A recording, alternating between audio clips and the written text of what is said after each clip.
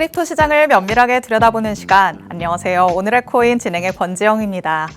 이제 우리는 명절 연휴를 앞둔 금요일을 맞았습니다. 하지만 우리 시장은 명절이든 아니든 하루 24시간 동안 계속해서 굴러가죠.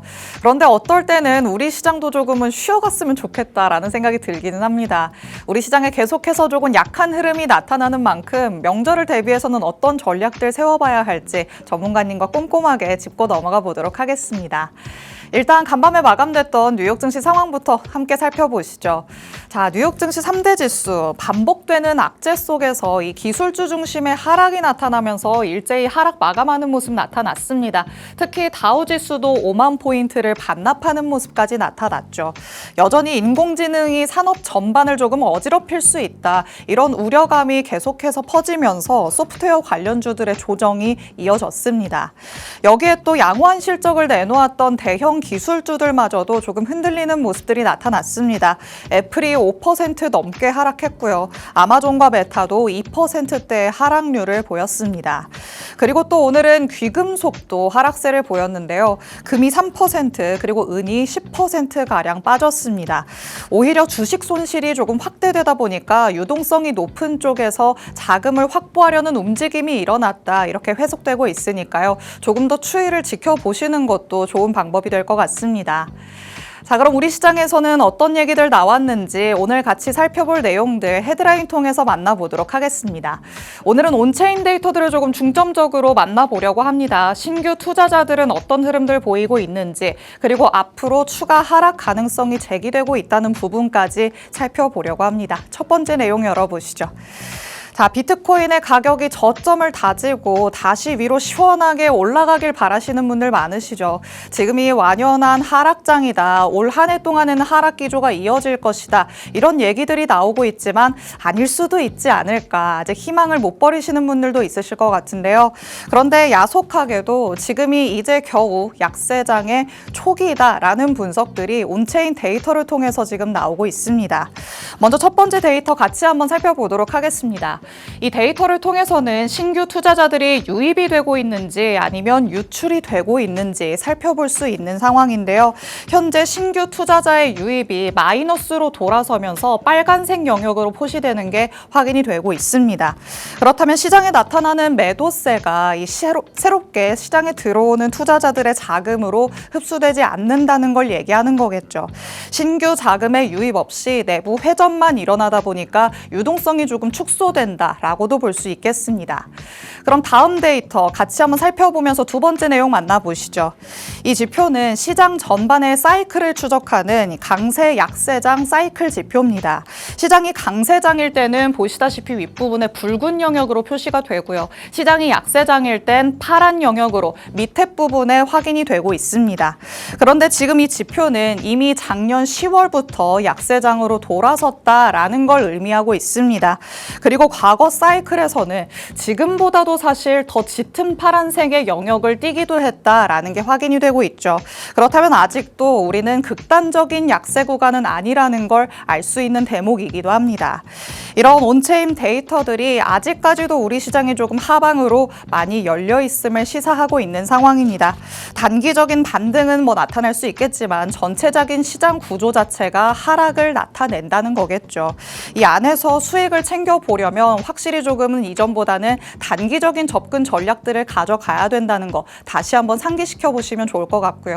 이런 온체인 데이터들도 여러분도 한 번씩 꼭 체크를 해보시기 바랍니다.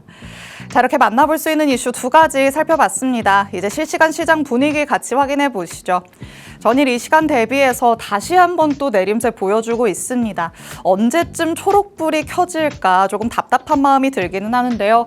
비트코인 2% 넘게 빠지면서 다시 한번 6만 5천 달러대까지 내려와 있는 모습입니다. 하지만 일단 6만 1천 달러대 여기를 지켜주기만 한다면 위험하지는 않다 이런 얘기들 나오고 있으니까요. 명절 연휴 동안에 그 구간을 잘 지켜주는지 중점적으로 살펴보시는 게 좋을 것 같습니다. 그리고 이더리움도 1% 가까이 아깝게 빠지면서 현재는 1932달러 부근에서의 움직임 가져가고 있고요. XRP도 1.81%, 솔라나는 2% 넘게 지금 하락세 보여주고 있습니다.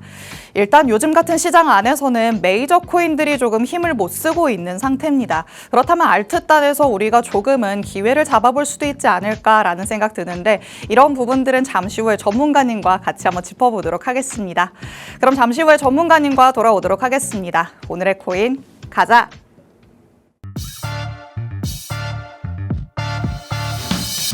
금요일 오늘의 코인 본격적으로 출발해 보도록 하겠습니다. 저희 방송 55분까지 진행될 예정인데요. 방송 끝나고 나서도 시장과 관련된 이슈들 계속 업데이트 받고 싶다라는 분들 위해서 하단에 QR코드 마련해 뒀습니다.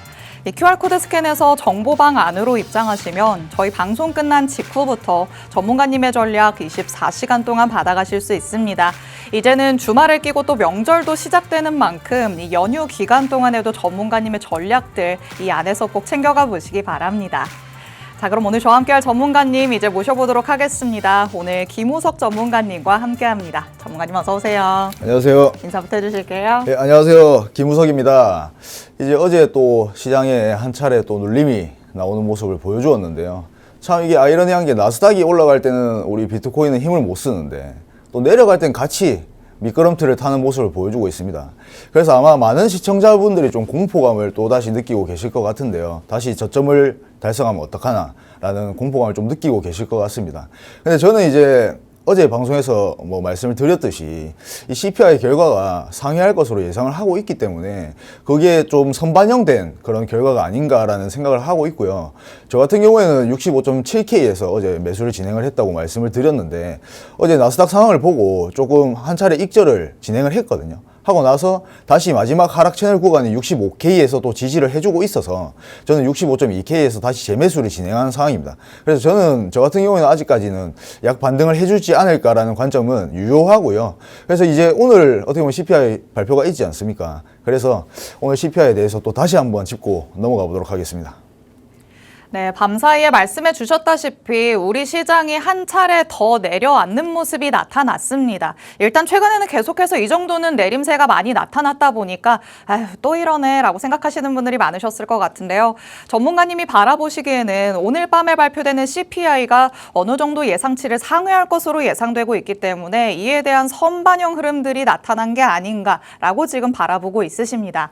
그렇다면 그 다음에는 과연 올라갈 수 있을 것인지 그리고 이 안에서 우리가 어떤 부분들을 조금 더 디테일하게 살펴봐야 되는지 전문가님과 같이 하나씩 짚고 넘어가 보도록 하시죠. 자, 일단 오늘 밤이 조금 관건이 될 것 같아요. 우리 시간으로 10시 반에 지금 CPI가 발표되죠. 맞습니다. 그래서 일단은 이 CPI 결과가 예상치가 상회이기 때문에 예상치는 0.3%겠지만 우리 시장 참여자들이 예상하는 수치는 0.4%이기 때문에 물론 순간적으로 상회를 하게 되면 단기적인 조정은 무조건적으로 나오죠. 그렇죠. 대신 그 이후에 1, 2분 정도는 조정이 나오다가 그 이후가 이게 정말 진짜 하락인지 아니면 가짜 하락인지를 좀 알 수가 있을 것 같습니다. 1, 2분 정도를 그러면 지나고 나서도 만약에 30분, 1시간 넘게 하락세가 나타난다면 그건 좀 이어질 거라고 봐야 될까요?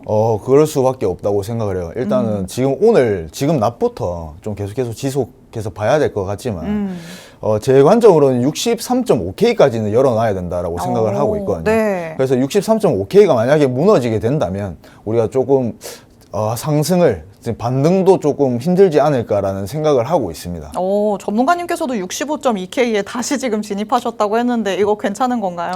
저는 그래서 분할 매수로 진행을 했고요. 63.5K가 무너지게 되면은 저는 또 과감하게 손절을 할 수 있는 사람이기 때문에 네. 제가 이게 저랑 같이 참여하는 이제 정보방에서 참여하시는 분들이 아무래도 손실을 보고 계시다 보니까 네. 저도 이게 내가 반등을 노리는 것 자체가 감정적이지 않은가 계속해서 생각을 하고 있거든요. 왜냐하면 저는 계속해서 100K에서부터 하락만 봐왔던 사람이기 때문에 이게 감정적이지 않나라는 생각을 해봤는데 어제 그래서 제가 또 복귀를 하면서 분석을 해봤지만 네. 충분히 반등을 할 수 있다라고 저는 생각을 하고 있습니다.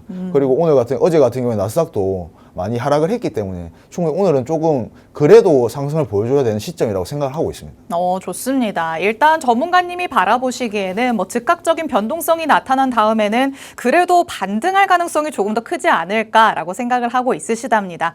하지만 전문가님도 신이 아니죠. 분명히 그때그때 상황에 맞춰서 전략을 조금 다르게 빠르게 세울 수 있는 분이기 때문에 전문가라고 할 수 있을 것 같은데요. 그때 나도 실시간 대응 전략이 무언가의 도움을 통해서 필요하다라고 느끼시는 분들이라면 하단의 QR코드 스캔해서 정보방 안으로 들어와 주시면 되겠습니다.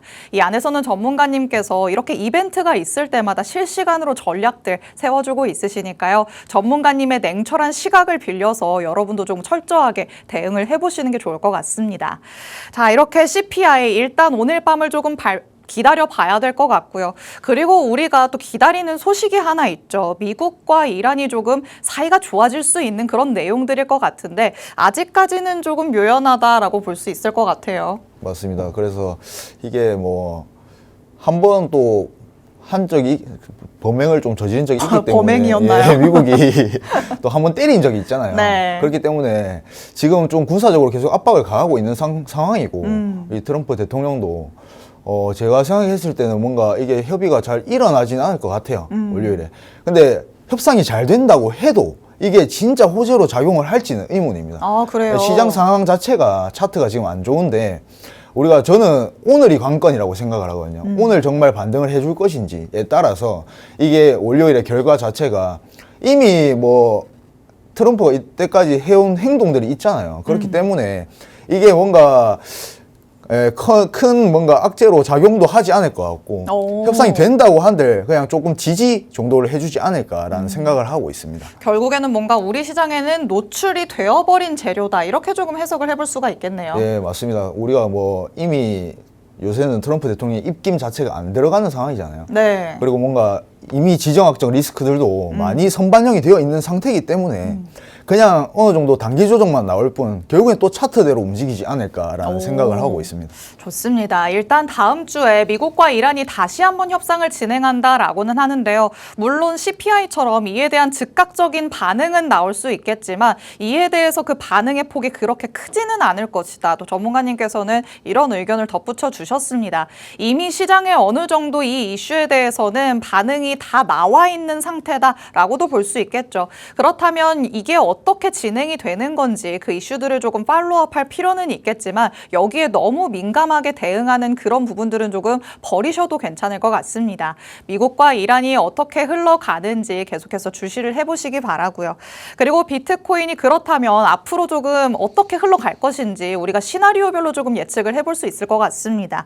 자, 일단은 지금 분명히 기회를 호시탐탐 노리시는 분들도 있으실 것 같아요. 내가 맞아요. 이때만을 기다렸다. 지금이 들어갈 때인가? 저도 그런 질문 되게 많이 받거든요. 제 맞아요. 주위에서 비트코인 요즘 하락했다 하니까 지금이야? 지금 들어가는데? 네, 라고 맞습니다. 물어보시는데 네. 어떻게 신규 진입자들은 지금 괜찮을까요? 아무래도 저는 항상 이제 만약에 지금 이제 추세를 알고 나서 우리가 이 가격을 딱 봤을 때 정말 매력적인 가격인가를 일단 봐야 되잖아요. 근데 지금 충분히 매력적인 가격이지만 그쵸? 아무래도 시장 상황이 많이 안 좋다 보니까 우리가 뭔가 신규 진입을 할 때는 항상 상승 추세를 확인하고 난 다음에 우리가 그 다음에 눌림이 나왔을 때 추격 매수를 진행해도 늦지 않았거든요. 그렇기 때문에 저 같은 경우에는 만약에 76K를 강하게 돌파를 해준다면 어느 정도 우리가 다시 상승 추세를 바라볼 수 있다라고 말씀을 드리고 싶고요. 일단 제가 오늘 뭔가 단가를 뭐 80K 그냥 중앙 정도에 맞춰서 가지고 나와봤는데요. 네. 일단 아마 지금 계속해서 장기 보유자들이 많지 않습니까? 그쵸. 손실을 보고 계신 분들도 많으실 거고 아마 대부분이 손실을 좀 보고 계실 겁니다. 근데 이제 우리가 어떻게 좀 대응을 해야 되냐라고 말씀을 드리면 일단 기본적으로 80K 이상 어느 정도 되시는 분들은 일단은 평단가가 많이 좋지 않은 상황이지 않습니까? 그래서 우리가 뭔가 추세 전환을 확인하기 전까지는 물타기를 어느 정도 자제하시는 게 좋고요. 그리고 우리가 추가 매수 같은 경우에는 기본적으로 저는 추가 하락을 보고 있는 사람이기 때문에 물론 기술적 반등은 할 수 있지만 그 이후에는 중장기적으로 봤을 때는 우리가 하락 추세가 맞지 않습니까? 그쵸. 그래서 어느 정도 조금 더 저점이 나왔을 때 저는 추가 매수를 진행하시는 걸 조금 추천을 드리고요. 제일 좋은 시나리오는 아무래도 뭐 기술적 반등을 지금 해서 우리가 물량을 덜어내는 게 가장 좋은 시나리오가 아닐까라는 생각을 하고 있습니다. 그리고 80K 이하는 당연히 이제 우리가 또 60K 이탈 하고 저점이 다시 갱신이 됐을 때 어느 정도 추가 매수를 진행을 하셔라 라고 말씀을 드리고 싶고, 지금 기술적 반등이 나온다면 충분히 분할 매도를 혹은 약익절을 진행을 하셔서 하시는 게 좋을 것 같습니다. 좋습니다. 일단 내가 보유하고 있는 이 비트코인의 평단이 어디인지 다시 한번 되짚어 보시는 게 제일 우선적인 과제가 되겠죠. 내가 지금 어느 정도 약손실 구간에 있다 싶으신 분들이라면 이 60K 여기를 이탈하게 됐을 때 조금 추가 매수를 하시는 게 좋을 것 같다라는 의견을 주셨고요. 그보다도 평단이 조금 더 높으신 분들이라면 손실의 폭이 상대적으로 클 수밖에 없기 때문에 확실하게 추세 전환이 확인이 될 때까지 기다렸다가 그때서야 추가 매수를 하는 게 좋겠다. 이렇게 조금 나눠서 추가 매수 타이밍까지 짚어주셨습니다. 그리고 신규 진입을 원하시는 분들, 물론 지금의 가격만 놓고 보더라도 매력적인 가격인 건 맞습니다. 하지만 지금 들어간다고 하면 앞으로의 조금 기다림이 길어질 수가 있겠죠. 가격 자체는 괜찮지만 당장에 지금 올라간다는 보장이 없기 때문에 추세가 확인될 때까지 기다렸다가 같은 가격이라도 그때 들어가는 게 낫겠다. 전문가님께서 이렇게 말씀을 하신 거니까요. 조금 더 나의 손익비 그리고 기회비용을 잘 따져보시면서 매수 타점을 잡아보시는 게 좋을 것 같습니다. 자, 그렇다면 다음 주 우리가 조금 이 현실에서는 쉬어가는 장이 연출이 되는, 쉬어가는 타이밍이 연출이 되는 주다 보니까 이럴 때는 조금 어떻게 대응을 해보면 좋을지 같이 한번 짚어보도록 하겠습니다. 자, 우리가 뭐 명절 동안 쉬기는 쉬어도 우리 핸드폰 켜서 계속 확인을 하실 거 아니에요. 맞습니다. 어떤 부분들을 조금 더 짚어보면 좋을까요? 일단 아무래도 뭐 핵 협상 문제를 조금 눈여겨봐야 되고, 그리고 오늘 이제 CPI 결과에 따라서 어느 정도 약 반등을 만약에 오늘 보여준다면은 명절에는 좀 휴대폰 보지 말고 쉬십시오 좀. 가족들이랑 좋은 시간 보내셔야지. 이런 거는 제가 하는 거거든요. 저는 이제 집에 안 내려가기 때문에 사무실에서 또 혼자서 이렇게 과자 아유. 먹으면서 이제 차트만 보고 있을 거기 때문에 과자는 조금 빼셔도 괜찮지 않을까요? 이런 부분들은 이제 저한테 조금 맡겨주시면 좋을 것 같습니다. 좋습니다. 일단은 다음 주의 방향성을 결정할 수 있는 것들이 오늘 그리고 주 초반 월요일에 나타날 예정이기 때문에 명절 동안에는 크게 변동성이 일어날 것 같지는 않다. 전문가님께서 이렇게 말씀을 하시는 거죠. 명절에는 가족들과 좋은 시간 보내시면서 진짜 전략이 필요한 순간이 있다 싶으실 때는 정보방 안에서 전문가님 통해서 받아보시면 좋을 것 같습니다. 자, 이렇게 우리가 조금 짚어볼 수 있는 내용들 만나봤으니까요. 이제는 시장 안으로 들어가서 비트코인의 움직임 같이 한번 파악해 보도록 하겠습니다. 자, 지금 실시간으로 비트코인이 또 밤사이에 조금 내려가는 모습은 보였는데 기술적으로는 더 내려간다는 걸 의미하고 있을까요? 아니면 조금은 다시 올라갈 수 있을까요? 일단은 저는 계속해서 좀 기술적 반등을 보고 있고요. 일단은 차트를 한번 보겠습니다. 네. 지금 차트 보시면 제가 1시간 봉으로 지금 하락 채널을 그려놨는데요. 딱 지금 이 하락 채널에 도달을 하고 나서 다시 조정이 나오고 지금 65K에서 다시 반등을 해주고 있는 모습이죠. 근데 이 반등이 그대로 올라가서 우리가 여기를 뚫고 지지를 하고 올라가는 게 가장 큰 좋은 시나리오고요. 만약 다시 이 고점에서 막혀서 하락하게 된다면 우리가 제가 여기 선을 그려놨는데 이 지지 구간인 64K 그리고 64K가 무너지게 되면 최종으로 63.5K까지는 바라봐야 할 것 같습니다. 그래서 이 부분을 오늘 좀 중요하게 보시면 좋을 것 같은데요. 그래서 지금부터는 조금 좀 중요하게 보셔야 될 것 같습니다. CPI 발표 전까지는. 저는 계속해서 상승 시나리오를 어느 정도 보고 있기 때문에 충분히 이 72K까지는 도달을 충분히 해줄 수 있지 않을까라는 생각을 하고 있습니다. 지금 1시간 봉으로 전문가님이 설명을 해주셨는데 지금 상단에 있는 추세선을 맞고 내려오느냐 아니면 거기를 뚫고 올라가느냐 그게 관건이 될 것 같습니다. 일단 내려오게 된다면 이 하단의 추세선은 딱 라인을 그어서 설명해 주셨죠. 하단으로는 64K가 중점적이다라고 얘기를 해주셨으니까 여기에서 다시 한번 반등이 나타나는지 확인을 해보시면 좋을 것 같고요. 그리고 전문가님이 지금 저항을 맞고 내려오는지 확인해 봐야 된다라고 말씀하셨던 그 상단 추세선 있잖아요. 거기는 지금 가격적으로는 어떤 라인을 얘기해주고 있을까요? 지금 가격적으로 보면 67.5K 정도가 되죠. 7.7K 정도가 되는데 우리가 지금부터 저는 상승을 좀 반등을 해줘야 된다라고 생각을 하거든요. 지금 또 한 차례 눌림이 나오면서 다시 이 채널을 다시 리테스트하게 된다면 이 구간이 무너지게 되면 아무래도 조금 힘든 상황이 오지 않을까라는 생각을 하고 있습니다. 좋습니다. 일단 1시간봉으로 봤을 때 단기적인 흐름을 예측해 본 거라는 거 다시 한번 염두에 두시면 좋을 것 같고요. 상단에 위치해 있는 추세선 지금 상황으로서는 67K 정도 된다라고 보시면 되겠습니다.